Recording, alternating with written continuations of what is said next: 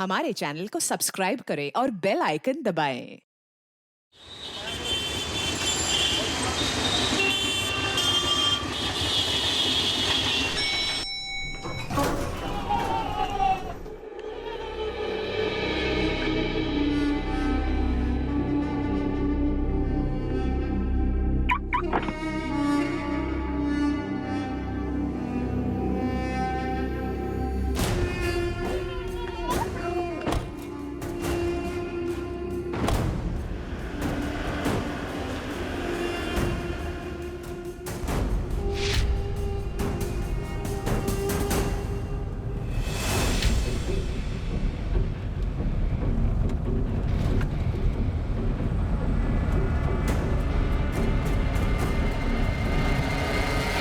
The number you have called is currently switched off. Please try again later. Thank you. तुम्ही dial केलेला number बंद आहे. कृपया थोड्या वेळाने पुन्हा प्रयत्न करा. The number you have called is currently switched off. The number you have called is switched off. आपके द्वारा डायल किया हुआ नंबर अभी बंद है. माँ, निधि का फोन बंद आ रहा है। आशीष का फोन भी ट्राई किया, वो भी बंद आ रहा है। कल मैंने दोनों को फोन लगाया था, तब भी दोनों के फोन बंद थे. अतुल, मुझे कुछ ठीक नहीं लग रहा है.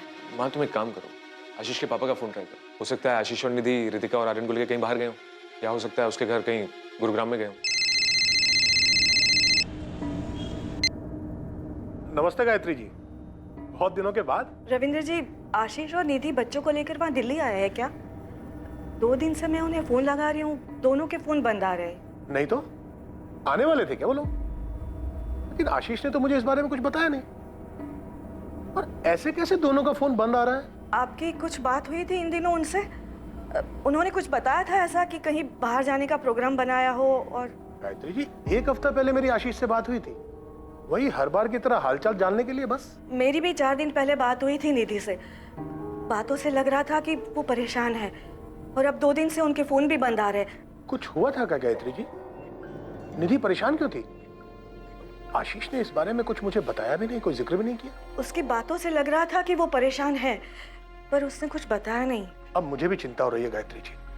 उन दोनों का फोन ऐसे बंद नहीं रहता है. और दोनों बच्चे कहाँ हैं?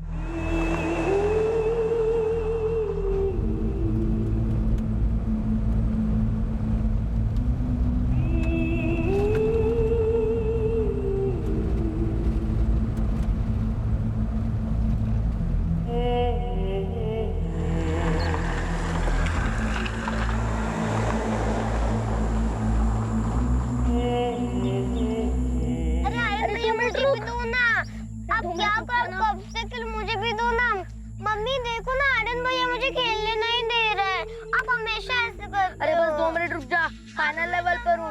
अरे नहीं, अब मुझे दो ना, मुझे भी खेलना है ना. आप हमेशा ऐसे करते हो.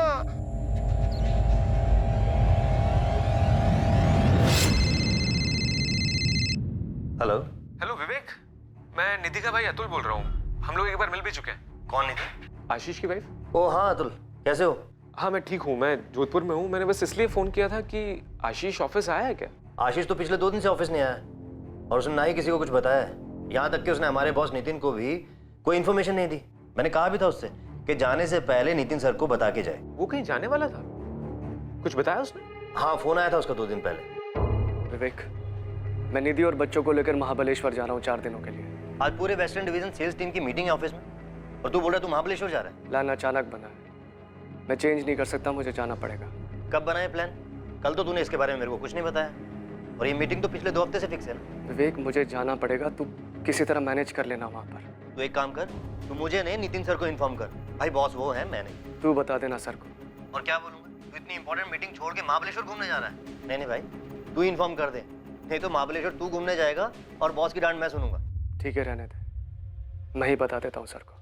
लेकिन अतुल, आशीष ने नितिन सर को कुछ बताया ही नहीं, बिना बात किए चला गया, और यहाँ अकेला सारी प्रॉब्लम मैं झेल रहा हूँ. महाबलेश्वर में कहाँ रुकने वाले थे? कुछ बताया उसने? नहीं, कुछ नहीं बताया आशीष ने. बस इतना ही कहा था कि 4 दिनों के लिए वो महाबलेश्वर जा रहा है.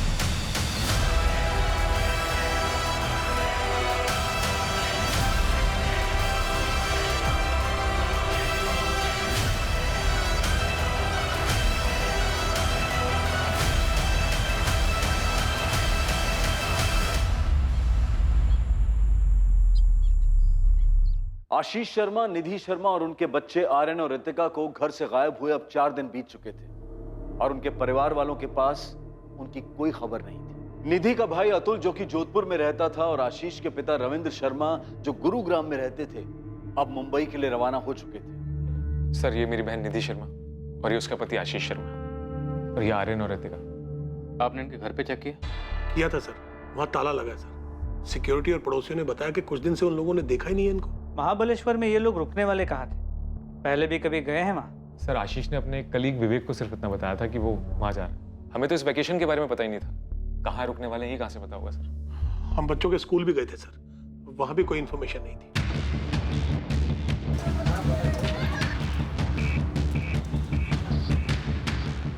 महाबलेश्वर का एक एक होटल चेक किया गया लेकिन पुलिस को ना आशीष शर्मा या निधि शर्मा के नाम से कोई बुकिंग मिली और ना ही उनकी कोई खबर। मुंबई से महाबलेश्वर तक के टोल नाका के सीसीटीवी फुटेजेस से भी कोई लीड नहीं मिली। आशीष की कार ने कोई टोल नाका कभी क्रॉस ही नहीं किया था जो उन्हें महाबलेश्वर ले जा सके।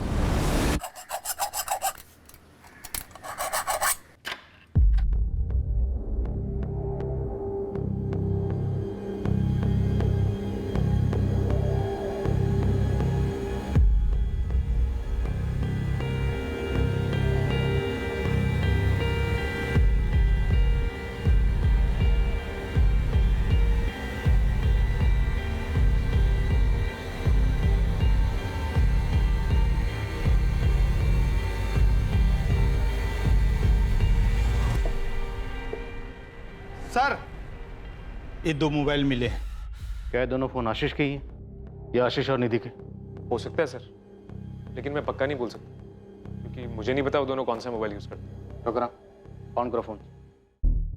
हम फार्मा प्रोडक्ट्स में डील करते हैं और आशीष हमारी कंपनी में सीनियर सेल्स मैनेजर है। वो शुरू से ही अपने काम में बहुत एफिशिएंट रहा है, इसलिए उसका अचानक ऐसे छुट्टी पर चले जाना बहुत अजीब है। उसने मुझे इन्फॉर्म तक नहीं किया। इनफैक्ट उसके इस बर्ताव से मैं काफी अपसेट भी हुआ था। क्या कोई ऐसी बात थी जिसकी वजह से आशीष परेशान थी? उसकी पत्नी निधि के भाई अतुल ने हमें बताया कि पिछले हफ्ते जब उनकी निधि से बात हुई वो काफी परेशान लग रही थी। नहीं सर, मेरी जब आशीष से बात हुई तो मुझे कुछ ऐसा लगा नहीं। मेरा मतलब है हो सकता है ऐसा कुछ हुआ भी हो पर मुझे महसूस नहीं हुआ। और अगर वो परेशान था भी तो अचानक क्यों एक दिन उठकर महाबलेश्वर क्यों चला जाएगा, और वो भी बिना किसी को बताए? वो लोग महाबलेश्वर नहीं गए। तो फिर कहाँ गए? मेरी तो कुछ समझ में नहीं आ रहा है।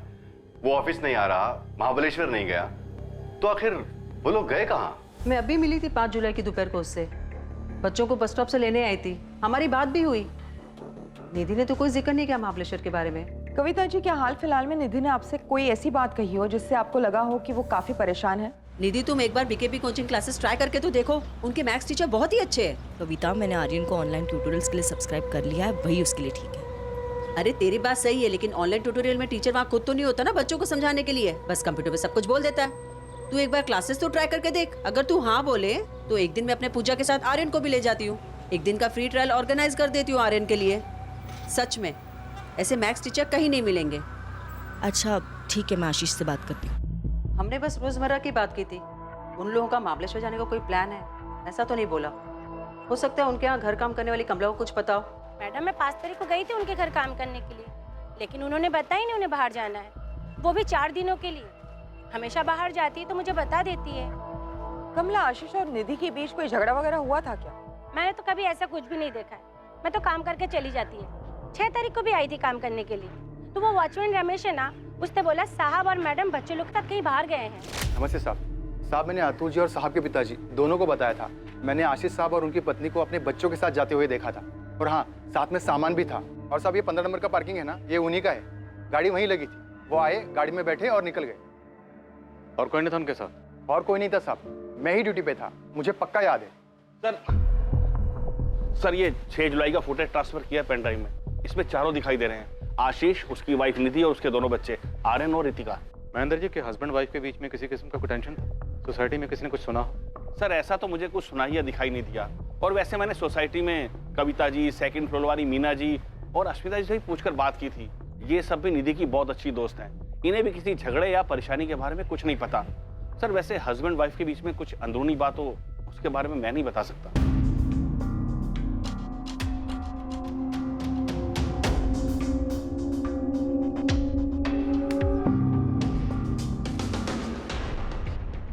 आमतौर पे बच्चे तो घूमने फिरने के लिए काफ़ी एक्साइटेड रहते हैं और यहाँ पर भी बच्चे एक्साइटेड हैं, लेकिन आशीष और निधि, इनके चेहरों को देख के लगता ही नहीं कि ये लोग खुश हैं। आप खुद ही देखिए, ऐसा लग नहीं रहा कि छुट्टी पे जा रहे हैं। चेहरे पे इतनी उदासी। और महाबलेश्वर, वहाँ तो ये पहुँचे नहीं। हमने अपनी तरफ से महाबलेश्वर का हर एक होटल, लॉज सब जगह चेक करा है। हमने सर्च ऑपरेशन तो लॉन्च कर दिए, पर किसी भी बाहरी खतरे की संभावना नजर नहीं आ रही। तो साफ है कि महाबलेश्वर वाली बात सिर्फ एक बहाना, लेकिन असल बात कुछ और है, जो सिर्फ पति पत्नी के बीच हुई, जिसकी वजह से परिवार समेत कहीं चले गए। पर सर ऐसा कैसे हो सकता है? दोनों के बीच में कुछ बात हुई हो और हमें भनक तक ना लगी हो। सर अगर दोनों का झगड़ा हुआ होता तो बच्चों पर उसका असर जरूर होता। बच्चे तो खुश नजर आ रहे हैं। हाँ, लेकिन निधि और आशीष वो तो खुश नहीं। और हो सकता है बच्चों को भी कुछ ना पता, जैसे आप लोगों को कुछ नहीं पता। किसी खतरे में तो नहीं है सर? मुझे सच में उनकी बहुत फिक्र हो रही है सर। हो भी सकता है, पर आप लोग ही बेहतर बता सकते हैं कि अगर खतरा था तो कहाँ से, क्योंकि बाहर से कुछ नजर नहीं आया। रितिका ने कभी किसी परेशानी के बारे में नहीं बताया। मैंने उसके सारे क्लासमेट से बात की है। अगर कुछ होता तो किसी ना किसी से जरूर कहती वो। और आर्यन, उसकी तो 2 हफ्ते पहले ही पेरेंट टीचर मीटिंग थी, निधि भी आई थी उसमें। उसको देखकर बिल्कुल नहीं लग रहा था वो थोड़ी भी परेशान है। वो लोग 6 जुलाई को निकले थे। उसके 4-5 दिन पहले रितिका और आर्यन के बर्ताव में कोई बदलाव? नहीं मैम, कोई भी बदलाव नहीं था। अगर ऐसा कुछ होता तो मुझे जरूर पता चलता। रितिका भी बिल्कुल नॉर्मल थी। अगर कुछ बदलाव होता तो मैं नोटिस जरूर करती उसे। और अजीब बात तो ये है मैडम कि कल से आर्यन के क्वार्टरली एग्जाम स्टार्ट हुए हैं, जो कि बहुत ही इंपॉर्टेंट होते हैं। कोई भी माँ उस बीच अपने बच्चों को छुट्टियों पे कैसे ले जा सकती है? 11 जुलाई 2017 आशीष शर्मा और उसके परिवार के गायब होने के ठीक 5 दिन बाद एक खबर आई, जिससे आखिरकार ये पता चला कि वो लोग पूरे परिवार के साथ अपनी कार लेकर मुंबई से किस तरफ निकले थे। इस खबर ने इस मिसिंग केस को और भी ज्यादा उलझा दिया था, लेकिन इस खबर की ही मदद से पुलिस को आखिरकार आशीष और उसके परिवार को ढूंढने में सही दिशा मिली थी।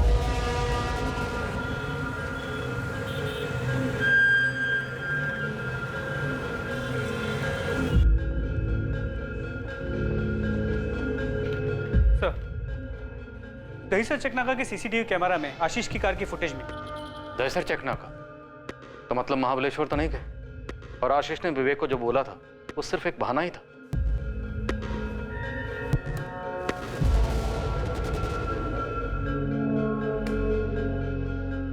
इस तरफ कहाँ जा सकते हैं लोग? एक तो यहाँ से गुजरात जा सकते हैं, या फिर घोड़बंदर रोड से राइट लेके नासिक से। नासिक साइड में जो टोल नाका है वहाँ की 6 जुलाई की सीसीटीवी फुटेज मंगा ली और गुजरात बॉर्डर पे भी इंफॉर्मेशन भेज दी। दीपक, मुझे लगता है कि सबके पीछे कोई अंदरूनी मामला छिपा हुआ है। खैर, इन चारों के फोटोग्राफ्स इधर दहीसर से गुजरात तक और उधर इगतपुरी से नासिक सभी पुलिस स्टेशन में पहुंचाओ।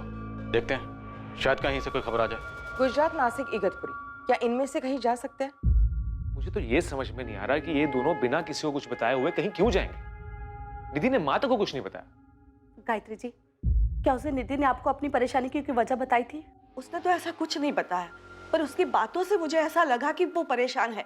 और मैंने उसको पूछा भी, पर उसने कहा कि ऐसी कोई बात नहीं है। हाँ माँ, सब ठीक चल रहा है। आर्यन और रितिका का स्कूल भी ठीक है। जरा बात तो करा दे बच्चों से। माँ सो गए दोनों, बाद में बात कराती हूँ कल या परसों में। और कुछ बोलना है? नहीं, तो ठीक है ना? कोई परेशानी है क्या? हाँ माँ, मैं ठीक। बार बार एक ही बात क्यों पूछ रही हूँ? कुछ तो बात है, तो इतना चिड़चिड़ा कर क्यों बोल रही है? मैं चिड़चिड़ नहीं कर रही हूँ, बस थक गई हूँ। अब बिना मतलब के मेरी चिंता करना छोड़ दे माँ। और कुछ बोलना है या मैं फोन रखूँ? मुझे ऐसा लगा कि आशीष से उसका कोई झगड़ा हुआ होगा, इसलिए परेशान है और बताना नहीं चाहती। गायत्री जी, आपकी बेटी और दामाद के बीच कोई अनबन थी? क्या वो दोनों खुश थे साथ में? थोड़े बहुत झगड़े तो होते थे। ऐसे झगड़े हर घर में होते रहते। आशीष और निधि के बीच में अगर कोई झगड़ा होता भी था तो वो दोनों आपस में सुलझा लेते थे। माँ, रविंद्र अंकल, अब बात आम झगड़े की नहीं है। वो दोनों गायब हैं बच्चों के साथ। अब किसी से भी कुछ भी छुपा के क्या फायदा? तो अब तक बहुत कुछ छुपाया गया हमसे, क्यों अतुल? नहीं मैम, वैसी बात नहीं है। एक्चुअली आशीष और निधि के बीच में 2 महीने में काफी झगड़े बढ़ गए थे और निधि माँ को भी कुछ नहीं बताती थी। जब उसने खुद से कुछ नहीं बताया तो आप लोग क्यों अंदाजा लगा रहे कि झगड़े बढ़ गए थे? रविंद्र अंकल, आप ही बताइए ना, जो मुझे बता रहे थे। क्या बात है रविंद्र जी? अगर कोई भी बात है तो छुपाइएगा नहीं। शायद आपकी कोई बात हमें आपके बेटे, बहू और उनके बच्चों तक पहुंचा सकती है। मैडम, अतुल सही कह रहा है। पिछले 2 महीने से आशीष हमसे ठीक से बात ही नहीं करता था। उसके दिमाग में जरूर कुछ चल रहा था। हाँ, तो वो अपने काम को लेकर भी तो परेशान हो सकता है ना। लेकिन इस साल पहली बार हुआ है कि निधि बच्चों को लेकर छुट्टियों के महीनों जोधपुर नहीं आई। हाँ, तो अगर वो आपके यहाँ नहीं आई तो इस बार वो गुरुग्राम भी तो नहीं आई। अरे लेकिन एक मिनट, इस झगड़े का कारण था क्या? यही तो नहीं पता मैडम। ना माँ को कुछ ठीक से पता है, ना रविंद्र अंकल को कुछ ठीक से पता है। आशीष और निधि ने इस बारे में किसी को कुछ बताया नहीं। तो 2 महीने पहले तक सब कुछ ठीक था। बताइए, अब सब चुप क्यों है? 2 महीने पहले तक सब कुछ ठीक था। हमें तो सब कुछ ठीक ही लग रहा था 2 महीने पहले तक। मैडम, उन दोनों के बीच में जो कुछ भी चल रहा था उन्होंने हमें कुछ नहीं बताया, पर यह बात पक्की है कि कुछ तो ठीक नहीं था उन दोनों के बीच में। परेशानी की कोई वजह तो थी।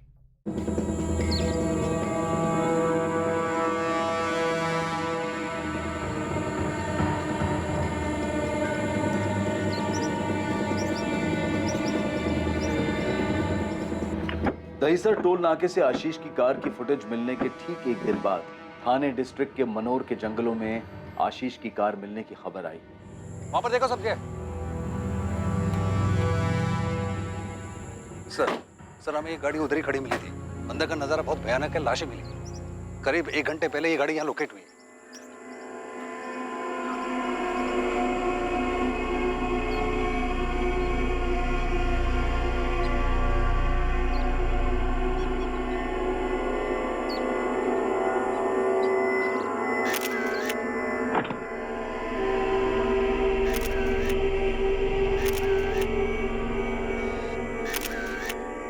सर वो जो चौथा आदमी है आशीष शर्मा, उसकी लाश अभी तक नहीं मिली।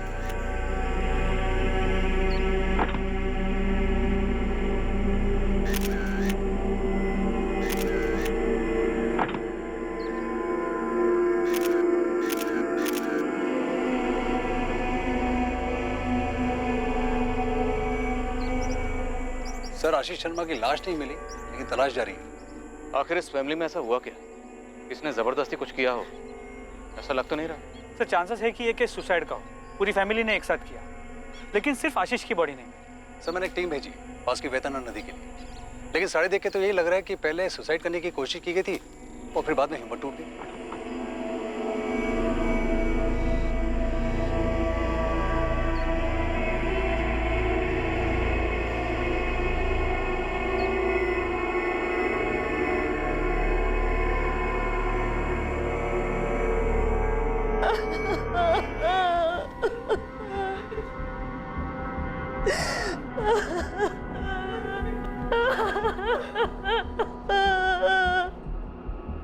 हुआ क्या था इंस्पेक्टर?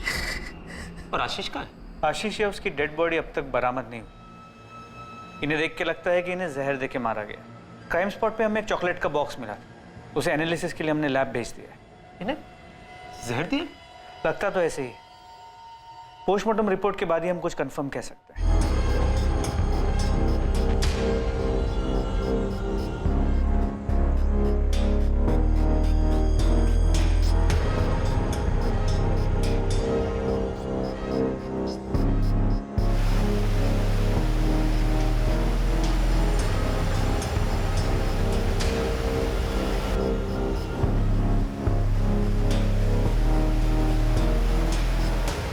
डॉक्टर साहब हमारी तलाश जारी है।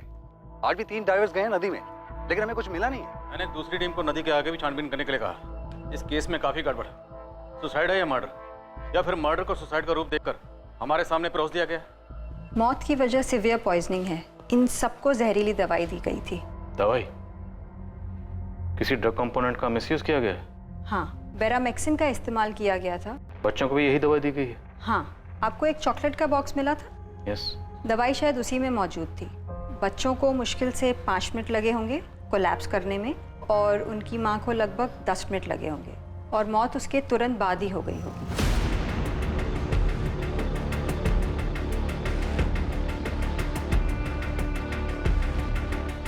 ऑफिसर, आपका अंदाजा बिल्कुल सही है। चॉकलेट्स में बेरामेक्सिन मौजूद है, वो भी काफी ज्यादा क्वांटिटी। ये जो बंदा है आशीष शर्मा, फार्मा कंपनी में काम करता है, तो पक्का इस ड्रग के बारे में जानता होगा।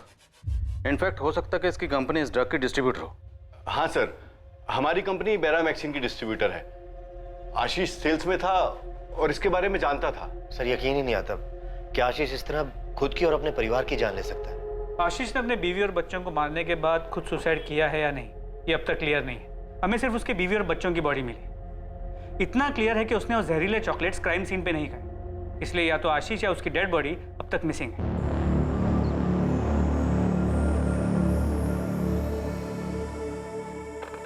आर्यन, रितिका, ये लो। पापा मुझे बर्गर चाहिए। मुझे भी। लेकिन पापा आपने तो कहा था हम हाईवे पे रुककर बर्गर खाएंगे। प्लीज पापा मुझे बर्गर ही चाहिए। बेटा उसमें थोड़ा टाइम है, तब तक ये लो चॉकलेट्स खाओ। पापा लेकिन हम यहाँ क्यों रुके हैं? बेटा पापा थोड़ा थक गए हैं, थोड़ा सा बस ब्रेक लिया है ना, थोड़ी देर के बाद चलेंगे। बहुत दूर जाना है ना यहाँ से। ये लो खाओ।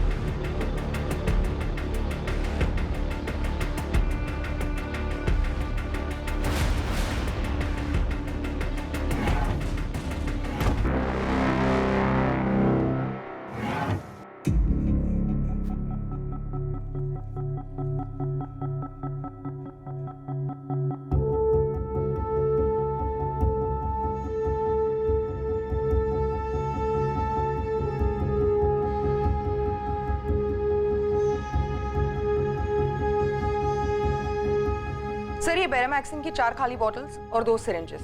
सुसाइड नोट कहीं नहीं मिला, पूरा घर छान मारा। परिवार में, ऑफिस में और आस पड़ोस में किसी को भी इनके घर की असली हालत की खबर नहीं, पर सिचुएशन इस हद तक बिगड़ गई थी कि सुसाइड करने की नौबत आ गई, पर किसी को भनक तक नहीं लगी। इस सुसाइड को पूरी प्लानिंग के साथ अंजाम दिया गया और ये बेरामैक्सिन की खाली शीशियां भी इस बात का सबूत है।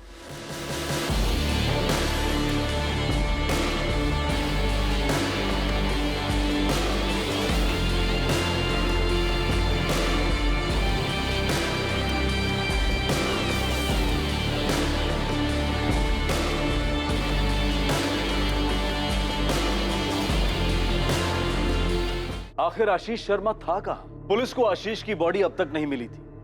क्या आशीष और निधि दोनों ने सोच समझकर साथ मिलकर इस सुसाइड को प्लान किया था? और अगर ऐसा था भी तो इस प्लान में बच्चों को क्यों शामिल किया गया? और ऐसी कौन सी बात थी जिससे पूरा परिवार इतना परेशान था? और फिर इतना बड़ा कदम उठाने से पहले आशीष और निधि ने अपने अपने परिवारों से बात तक नहीं की। आशीष और निधि के परिवार और जान पहचान वालों के अलावा पूरा शहर ही इस विचित्र सामूहिक आत्महत्या के केस के बारे में सुनकर हैरान था। कई अनुमान लगाए जा रहे थे, लेकिन सब के सब सच से कोसों दूर थे। 3 लाशें मिल गई थी, लेकिन चौथी लाश का कोई नामो निशान नहीं था। इसलिए ऐसा भी हो सकता था कि आशीष शर्मा जिंदा हो और गायब हो। इस भयानक जुर्म को अंजाम देने का कोई ठोस मकसद अब तक सामने नहीं आ पाया था। मैडम ये आशीष और उसकी पत्नी निधि शर्मा के अकाउंट डिटेल्स। उनका एक हाउसिंग लोन है, लेकिन कभी उसका डिफॉल्ट नहीं हुआ। सारी इंस्टॉलमेंट्स टाइम पर आई है। कोई सस्पिशियस ट्रांजैक्शन, कोई खरीदी बिक्री जो गैरकानूनी हो? मैडम इसकी जानकारी तो मैं नहीं दे पाऊंगा। आपको आशीष शर्मा की कंपनी या उसके सीए से बात करनी चाहिए। हाँ, इस हाउसिंग लोन के अलावा उसके 4 एफडीज, एक म्यूचुअल फंड अकाउंट और एक डीमैट अकाउंट भी है। अगर मुझसे पूछिए तो मुझे नहीं लगता आशीष शर्मा किसी तरह के फाइनेंशियल स्ट्रेस में था। सर, पिछले 6 महीनों में कंपनी के काम के सिलसिले में आशीष भुवनेश्वर, कोलकाता, लखनऊ और पटना जाते रहे। क्या इन सभी जगहों पे एकोमोडेशन आपकी कंपनी देती? जी हाँ, सारे डिटेल्स हैं हमारे पास। Sir, MN group of hotels. जब भी कोई एम्प्लॉय कंपनी के काम से बाहर जाता है तो यही रुकता है। क्या आशीष पर काम या परफॉर्मेंस का कोई स्ट्रेस था? काम का और परफॉर्मेंस का स्ट्रेस किसके ऊपर नहीं होता? मेरे ऊपर है, विवेक और कंपनी के पूरे स्टाफ के ऊपर है। पर उसके ऊपर अलग से ऐसा कौन सा स्ट्रेस था, ये समझ में नहीं आ रहा। और अगर सर उसको कोई स्ट्रेस था भी, कोई टेंशन थी भी, तो किसी से वो बात करता, किसी को बताता। और सर, आपके कहने पर मैंने हमारे सारे क्लाइंट से बात भी की है, स्पेशली जिनके साथ आशीष डील करता था, लेकिन उनमें से भी किसी ने नोटिस नहीं किया कि आशीष परेशान था। ऐसा भी क्या टेंशन थी, कौन सा स्ट्रेस था जिसके चलते उसने पूरे परिवार को मार दिया? बच्चों तक को नहीं छोड़ा।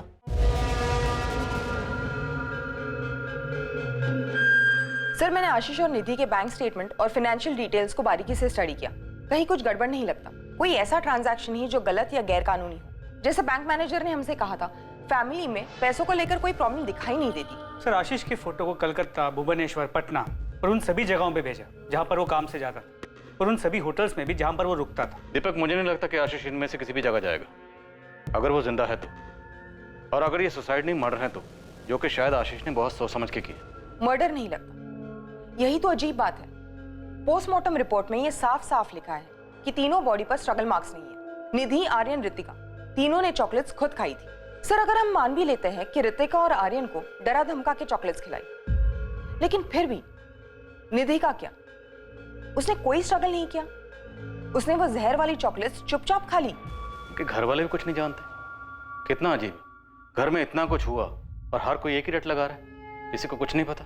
सर, होपफुली आशीष हमें जिंदा मिल जाए, क्योंकि अगर उसकी भी डेड बॉडी मिलती तो शायद एक केस हमेशा के लिए अनसुलझा रह जाएगा और मकसद कभी सामने ही नहीं आएगा। जंगल के चप्पे चप्पे में खोज की गई, एक एक कोना छाना गया, लेकिन आशीष शर्मा की बॉडी कहीं नहीं मिली। ये 3 सुसाइड्स और गुमशुदा आशीष शर्मा का रहस्य पुलिस के लिए भी उतना ही उलझा देने वाला था जितना कि उन दोनों के परिवारों के लिए। विक्टिम्स के परिवार वाले उनकी आत्मा की शांति के लिए पूजा तो जरूर कर रहे थे, पर उन सब की मौत हुई क्यों, ये अब तक एक रहस्य ही था।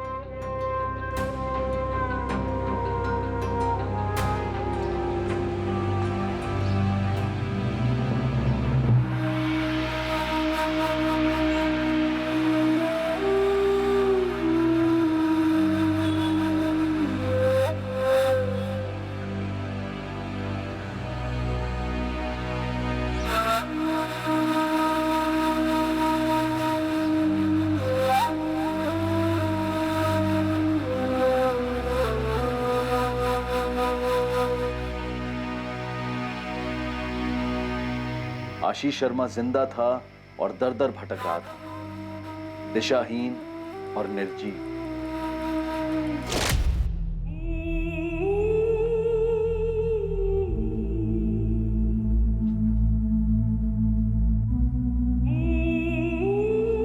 हम सब गले में फंदा लगाकर पंखे से लटक कर मर सकते हैं।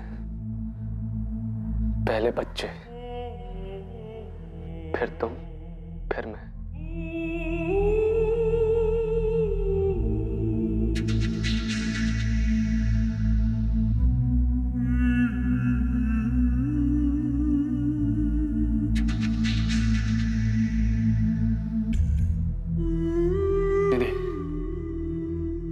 हम सब जाकर नदी में कूदकर अपनी जान देंगे। नहीं आशीष, ये नहीं होगा मुझसे।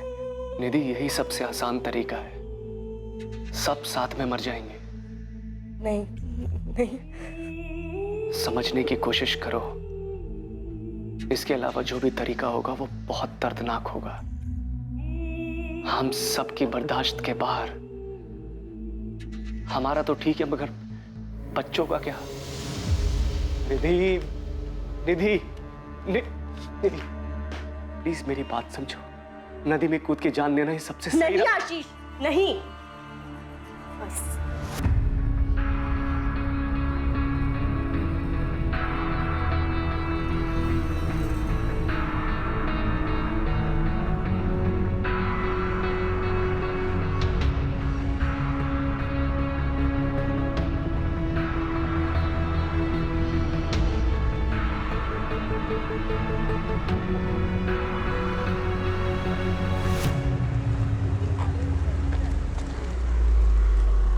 पुलिस पूरी जद्दोजहद के साथ आशीष को आसपास के सभी शहरों में ढूंढ रही थी, लेकिन आशीष इसी शहर मुंबई में भटक रहा था और अब तक पुलिस की नजर में नहीं आया था। एक रेप्यूटेड फार्मा कंपनी का एफिशिएंट एम्प्लॉय आशीष शर्मा लोगों के दिए गए दान, भिक्षा पर जी रहा था। शायद उसने जो किया था उसके लिए वो खुद को दोषी मान रहा था। शायद उसे अपने किए पर पछतावा हो रहा था। इन भयानक आत्महत्याओं के पीछे का कारण और मकसद, और वो एक आदमी जिसकी वजह से ये सब हुआ, और इस सब के पीछे का सच अब सामने आने वाला था। और इस सच को सामने लाने वाला कोई और नहीं, खुद आशीष शर्मा था। जो शायद दर दर भटक कर अब थक चुका था, अपने गुनाहों का प्रायश्चित करना चाहता था।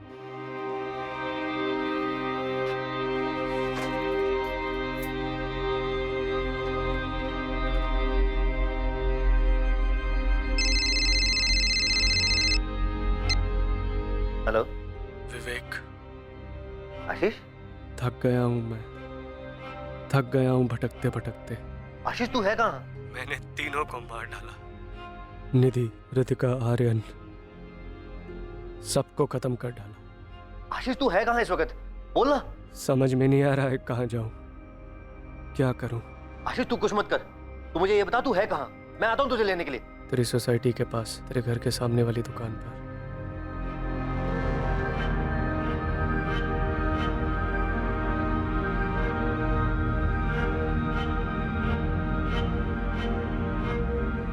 आशीष, आशीष ये तूने क्या कर दिया? क्यों किया? कुछ तो बोल।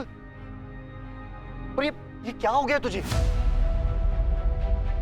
माँ, अभी अभी फोन आया कि आशीष मिल गया। क्या? उसने कुछ कहा? क्यों मार डाला उसने सबको? उसने अभी तक किसी को कुछ नहीं बताया माँ। मैं अभी मुंबई के लिए निकल रहा हूँ। रविंद्र अंकल और कल्पना आंटी भी वहां पहुंच रहे होंगे। क्यों आशीष, ऐसी क्या मजबूरी थी जिसने तुम्हें अपने परिवार की जान लेने पर मजबूर कर दिया? हम दोनों ने मिलकर यह फैसला लिया था, प्लान बनाया था आत्महत्या करने का। कई सारी तरीके ढूंढे, सबसे आसान यही लगा जिससे किसी को भी तकलीफ नहीं हो। मैं किसी को भी दर्द नहीं देना चाहता था। निधि भी मेरी बात मान गई।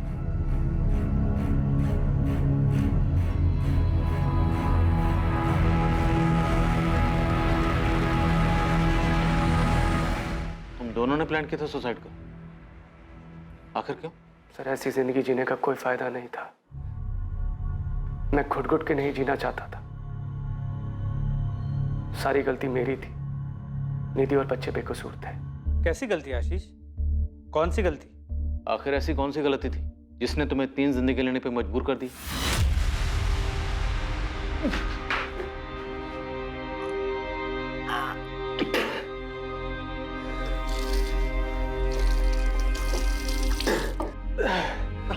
आशीष आराम से बैठो। पी लो आशीष, पानी पियो। आशीष कितनी बार कहा है किसी अच्छी डॉक्टर से चेकअप करवा लो। आज 4 दिन हो गए, तुम्हारी उल्टी बंद होने का नाम ही नहीं ले रही है। हाँ बाबा, करा लूंगा। खुद परेशान हो गया अपनी तबीयत खराब होने की वजह से। तुम आराम करो।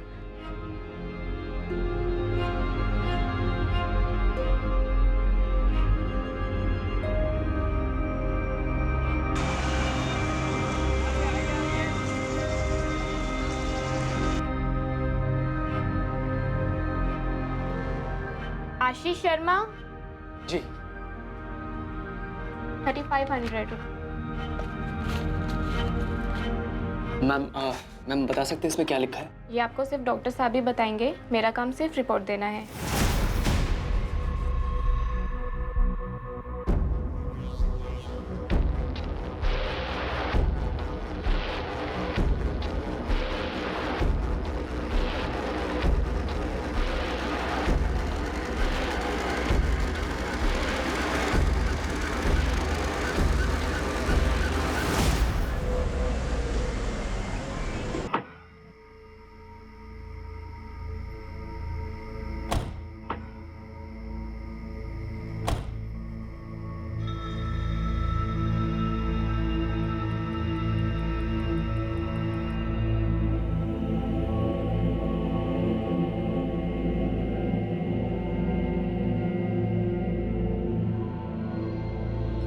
अरे आशीष, तुमने अब तक कपड़े नहीं बदले? जल्दी से कपड़े बदल लो, खाना तैयार है। मैं तब तक रितिका और आर्यन को खिला देती हूँ।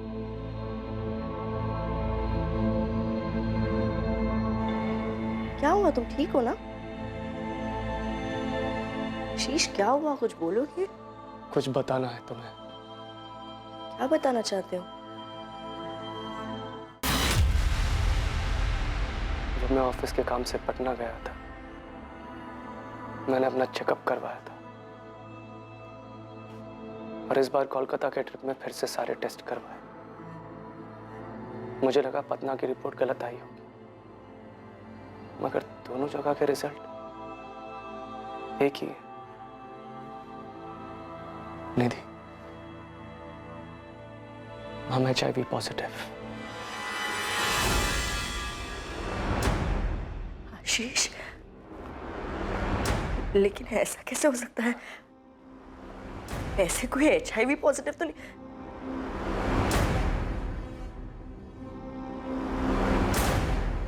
आशीष,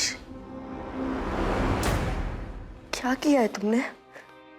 अब मैं निधि से और झूठ नहीं बोल सकता था। मुझे उसे सब कुछ सच सच बताना पड़ा। कौन सा झूठ? ऐसा क्या था जो तुम अपनी पत्नी से छुपा रहे थे?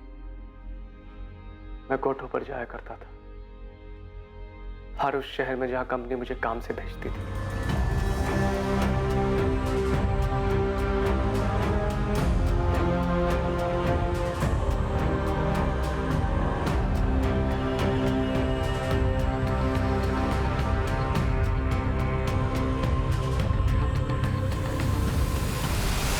कुछ दिनों से, बल्कि कुछ महीनों से मुझे बड़ा अजीब सा लग रहा था। लगातार तबीयत खराब रहती थी, भूख नहीं लगती थी, बहुत कमजोर हो गया था। मैंने पहले भी टेस्ट करवाए थे, लेकिन निधि को बताने की कभी हिम्मत नहीं हुई। उसे क्या बताता, खुद मुझे यकीन नहीं हो रहा था। फिर क्रॉस चेक करने के लिए मैंने कोलकाता में फिर से सारे टेस्ट करवाए। जो हो चुका था मैं उसे बदल नहीं सकता था, लेकिन मुझे डर था कि मेरी गलती की वजह से कहीं निधि भी तो इस बीमारी की शिकार नहीं बन गई है। निधि इस बात से बहुत नाराज थी, परेशान थी, टूट चुकी थी, लेकिन हमारे हालात उससे भी ज्यादा भयानक थे। मेरे साथ साथ अब वो भी घुट रही थी। आखिरकार मुझे निधि को समझाना पड़ा कि इस बीमारी के चलते हमारी जिंदगी का अंत दर्दनाक ही होगा और हमारे बाद हमारे बच्चे बिखर जाएंगे, अकेले रह जाएंगे। लगभग 2 महीने तक इस समस्या के बारे में बात करने के बाद निधि और मैंने ये तय किया कि ऐसी दुख और तड़प भरी जिंदगी जीने से बेहतर मर जाना होगा। निधि, हम हमारी फैमिलीज और बाहर समाज के लोगों को कैसे मुंह दिखाएंगे?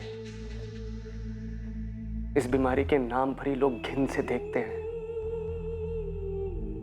और आर्यन और रितिका, उनका क्या? हमारे जाने के बाद क्या हाल होगा उनका? उनके माँ बाप की बीमारी का कारण जानने के बाद लोगों ने कभी चैन से जीने नहीं देंगे। सबसे बचने का सिर्फ एक तरीका है, हमें खुद को खत्म करना होगा। हमने मरने के कई तरीके ढूंढने की कोशिश की, फिर ये तरीका सामने आया। मैं एक आदमी को जानता था जिसके पास उसका स्टॉक था। मैंने उसे झूठ बोल दिया कि हॉस्पिटल में इमरजेंसी में इसकी जरूरत है, और उसने वो बॉटल्स मुझे दे दी। तुम सबके मारने का प्लान था, पूरे परिवार का? जी। तो तुम कैसे बच गए? बीमारी तो तुम्हें ही थी ना? मैं डर गया था सर, हिम्मत हार गया था मैं।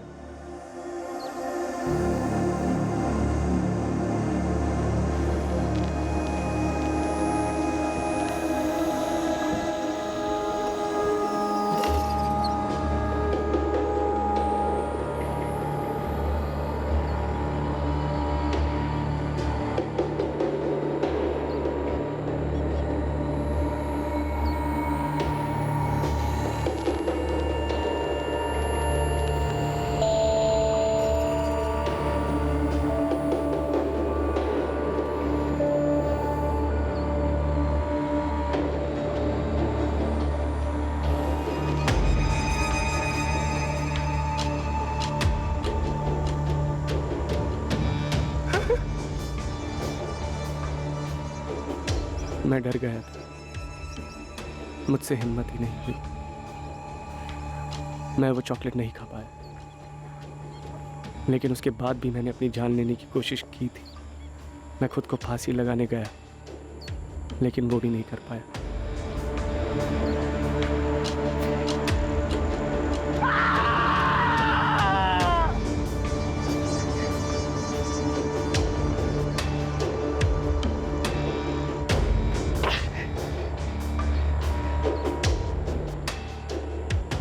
बाद मैं कई दिनों तक यूं ही भटकता रहा। कई बार खुद को मारने की कोशिश भी की, मगर कभी हिम्मत नहीं। सर, मैं गुनहगार हूं अपनी बीवी का, अपने बच्चों का। मैंने बहुत बेरहमी से उन्हें मरते हुए देखा है, सब मेरी वजह से। तो तुम्हारे HIV पॉजिटिव होने की रिपोर्ट कहाँ है? तुम्हारे घर की तलाशी में तो हमें ऐसी कोई रिपोर्ट नहीं मिली, और ना ही घटना स्थल पर तुम्हारी गाड़ी में कोई ऐसी रिपोर्ट मिली। वो रिपोर्ट्स मैंने जला दी थी। और निधि की रिपोर्ट्स वो कहाँ है? मैंने निधि का टेस्ट नहीं करवाया था। तुमने निधि के टेस्ट कभी करवाए नहीं, तो तुम्हें कैसे पता था कि निधि HIV पॉजिटिव थी? सर, वो मेरी पत्नी थी और एक नॉर्मल कपल की तरह हमारे बीच भी फिजिकल रिलेशन था। तो स्वाभाविक है, अगर मुझे HIV पॉजिटिव है तो उसे भी होगा। और बच्चे, उनका क्या? उन्हें क्यों मार डाला? बच्चे बेकसूर थे सर, उन्हें तो पता भी नहीं था कि हमने क्या प्लान किया। लेकिन हमारे जाने के बाद कौन संभालता उनको? मैं और निधि उन्हें अनाथ बनाकर नहीं जाना चाहते थे। समाज में जब सबको पता चलता कि उनके माँ बाप को HIV पॉजिटिव है, जीना दुश्वार हो जाता उनका यहाँ। तुमने निधि के टेस्ट नहीं करवाए, बच्चों का कोई लेना देना नहीं था इन सब, और तुमने उन सब की जिंदगी खत्म करने का फैसला ले लिया। मैं और निधि नहीं चाहते थे कि हमारे जाने के बाद हमारे बच्चे किसी भी परेशानी का सामना करें, इसीलिए फैसला हमने मिलकर लिया था। लेकिन निधि तो मर गई और तुम जिंदा हो। तुमने अपनी बीमारी की वजह से निधि को मौत के मुंह में कूदने पर मजबूर किया। तुम डर गए। तो मुझे भी मार दीजिए सर, मेरी वजह से मेरी बीवी, मेरे बच्चे सब चले गए। मुझे भी जीने का हक नहीं है सर, मार दीजिए सर, मुझे भी मार दीजिए सर। क्या बकवास कर रहा है ये आदमी? सर, मुझे इसकी बात पे बिल्कुल भी यकीन नहीं है। सर, कुछ और ही हुआ है। कुछ और हुआ तो हम उसे ढूंढ निकालेंगे, ये हमारे लिए भी जानना जरूरी है। पर सर, ऐसा कैसे हो सकता है? सर, निधि के साथ इतनी बड़ी बात हो गई और उसने हमें कुछ भी ना बताया हो। और सर, रिपोर्ट्स कहाँ हैं जिसमें लिखा है कि निधि HIV पॉजिटिव थी? और आशीष की रिपोर्ट्स कहाँ हैं? सर, मैं कह रहा हूँ बात कुछ और ही है। रविंदर जी, वही कुछ हम भी पता करने की कोशिश कर रहे हैं। हमने आपके बेटे को टेस्ट के लिए भेजा। उसका कहना है कि उसने अपनी टेस्ट रिपोर्ट जला दी और निधि के टेस्ट कभी करवाए नहीं गए। फिलहाल उसने इतना ही कहा। सर, झूठ बोल रहा है ये आदमी। सर, वो हत्यारा है। सर, उसने बच्चों को और निधि को मार डाला। सर, उसने प्लान ही बनाया था निधि को और बच्चों को मारने का। उसका सर खुद मरने का कभी प्लान था ही नहीं, इसलिए बाहर अकेला जिंदा घूम रहा है। सर, हम आशीष की टेस्ट की रिपोर्ट का इंतजार कर रहे हैं। चार्जेस उसके बाद ही फाइल होंगे। आशीष को टेस्ट के लिए भेजा गया ताकि उसकी सच्चाई का पता लगाया जा सके। या तो ये आशीष शर्मा झूठ बोल रहा है, या तो फिर इसे गलत रिपोर्ट्स दी गई होंगी उन दोनों जगहों से जहां से भी इसने टेस्ट करवाए। He is not HIV positive. Sir, मुझे तो लगता है कि ये आशीष शर्मा झूठ बोल रहा है। मेरी सलाह तो यही है कि 2-3 लैब्स में और इसकी जांच होनी चाहिए। क्या निधि के ब्लड सैंपल से ऐसी कोई बात सामने? नहीं, बिल्कुल नहीं। और अगर ऐसा कुछ होता तो मैं खुद ही बता देती। निधि HIV पॉजिटिव नहीं थी। सर, अब तो रिपोर्ट्स भी सामने आ गई और ये साफ हो गया कि ये बंदा सफेद झूठ बोल रहा है। ये पूरी इसकी प्लानिंग। बीवी को कॉन्फिडेंस में लेके बीवी और बच्चों को मार दिया, और प्लान भी ऐसा बनाया कि सांप भी मर जाए और लाठी भी ना टूटे। लेकिन किस लिए? मकसद क्या था?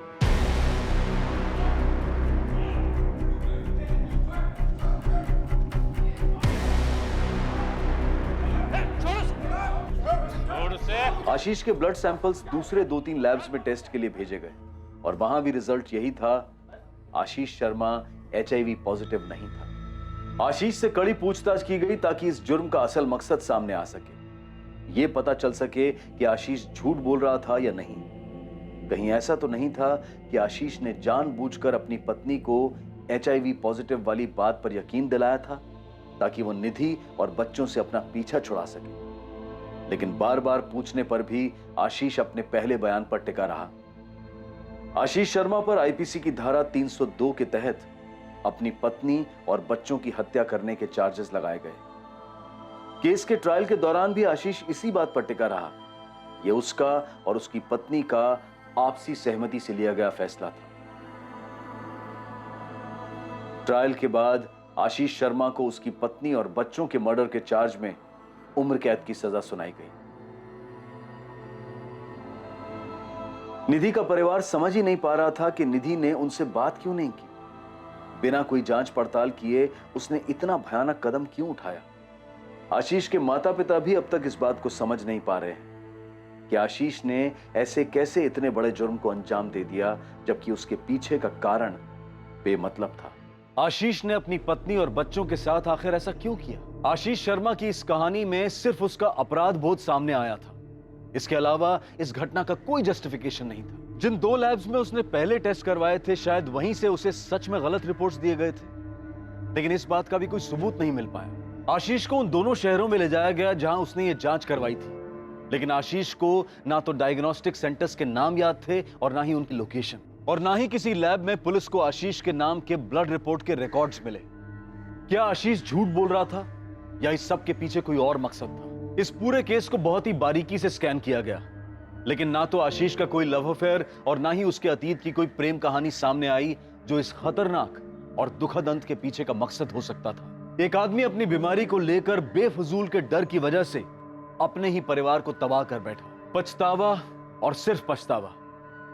बदकिस्मती से ना तो हम गुजरे हुए समय को वापस ला सकते हैं और ना ही उठाए गए कदम को वापस मोड़ सकते हैं। आशीष ने जो सड़क ली थी उसका कोई यू टर्न नहीं था। समझदारी इसी बात में होती कि आशीष सेकंड ओपिनियन लेता, अपने करीबी रिश्तेदारों से बात करता। ऐसे नाजुक हालात में आपके अपने ही आपको सहारा दे सकते हैं, ऐसा भयानक कदम उठाने से रोक सकते हैं। अगर आशीष ने भी समझदारी दिखाई होती तो वो 3 मासूम जानें बच सकती थी। अब मैं अनूप सोनी आपसे विदा लेता हूं, फिर मुलाकात होगी एक और नए केस के साथ।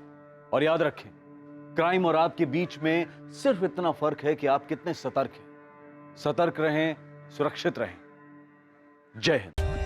For more updates, subscribe to our channel, click the show links and enjoy watching the videos.